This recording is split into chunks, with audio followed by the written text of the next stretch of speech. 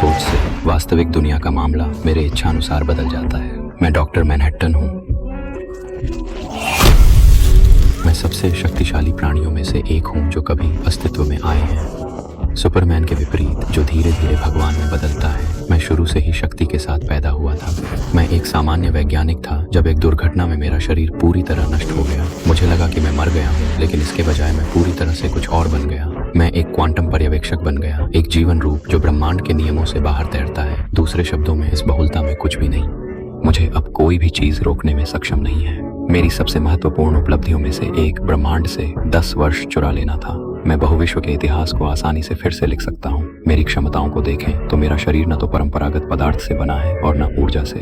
न कोई भौतिक आक्रमण और न किसी जादुई ताकत से मुझे नुकसान पहुंच सकता है। मैं किसी भी भौतिक अवधारणा को पल भर में तोड़कर नया आकार दे सकता हूँ। मैं जीवन का निर्माण कर सकता हूँ। मेरा विचार समय की सीमा से मुक्त हो चुका है। मैं समय रेखाओं को नियंत्रित और फिर पुनर्लिखित कर सकता हूँ। मैं समय के किसी भी बिंदु में प्रवेश कर सकता हूँ और वहां अपनी छाप स्पष्ट रूप से छोड़ सकता हूँ।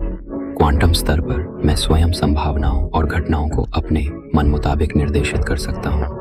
मैं समय और स्थान में कहीं भी स्वतंत्र रूप से यात्रा कर सकता हूँ। लेकिन फ्लैश जैसे प्राणी जो स्पीड फोर्स या थानोस स्पेस स्टोन का उपयोग करते हैं, उनसे भिन्न मैं पूरे ब्रह्मांड को वहीं ले जाता हूँ जहाँ मैं जाना चाहता हूँ। फ्लैश को वास्तविकता बदलने के लिए एक विरोधाभास की आवश्यकता होती है। मेरी प्रक्रिया इससे कहीं सरल है। मुझे समय को नियंत्रित करने के लिए केवल एक विचार की आवश्यकता होती है।